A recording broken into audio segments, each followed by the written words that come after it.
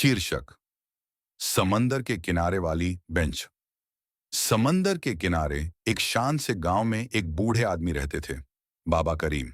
उनके झुर्रियों भरे चेहरे पर वक्त की कहानियां लिखी थीं और उनकी थकी आंखों में 100 मुस्कानों की गर्माहट छुपी थी। जितना पुराना गांव था, उतना ही पुराना बाबा करीम का प्यार था उस गांव से। वो बच्चों की टूटी साइकिलें ठीक करते, बिना एक भी रुपया लिए। गरीबों के लिए अपने कांपते हाथों से कपड़े सिलते, भूखों को खाना खिलाते और तूफानों की रातों में हर दरवाजा खटखटाकर पूछते, सब ठीक है ना बेटा। उन्होंने कभी शादी नहीं की, अपनी जवानी बीमार मां की सेवा में गुजार दी और मां के जाने के बाद सारा प्यार गांव वालों पर लुटा दिया।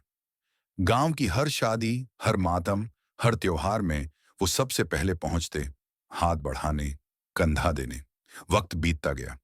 जिन बच्चों को उन्होंने पाला वो शहर चले गए, पड़ोसी अपने कामों में उलझ गए। नए लोग आए, मगर उन्हें उस शांत बूढ़े की कहानी नहीं पता थी जो समंदर किनारे वाले छोटे से घर में रहता था। हर शाम बाबा करीम उसी पुरानी बेंच पर जाया करते थे जो समंदर की ओर देखती थी। वहीं जहां कभी बच्चों की हंसी गूंजती थी, दोस्तों की गपशप होती थी और जिंदगी चलती थी। अब बस लहरों की आवाज थी और बाबा करीम। एक सर्दी की शाम बाबा करीम बेंच से वापस नहीं लौटे। गांव वालों ने उन्हें वहीं पाया, शांत, आंखें बंद, चेहरे पर एक हल्की मुस्कान, जैसे उन्होंने आखिरी बार भी किसी से शिकायत नहीं की। उनकी जेब में एक छोटी सी चिट्ठी मिली, जिंदगी दूसरों के लिए जी, न तारीफ के लिए, न इनाम के लिए। पर अगर कभी कोई मुझे याद करे तो मुस्कुरा देना, बस यही दुआ है।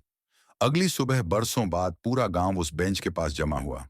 आंखों में आंसू थे, दिलों में अफसोस। बेंच पर फूल रखे गए और लोग एक दूसरे से वो कहानियां सुनाने लगे जो कभी बाबा करीम ने उनके साथ बांटी थी।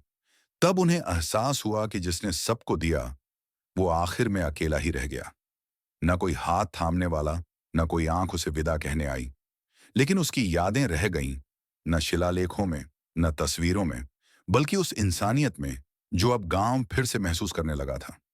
समंदर किनारे वाली वो बेंच आज भी वहीं है और कभी कभी कोई वहां बैठता है, आराम करने नहीं, बल्कि याद करने उस इंसान को जिसने सबके लिए जिया और सिर्फ हवा की सरसराहट में अपना नाम छोड़ गया। समाप्त।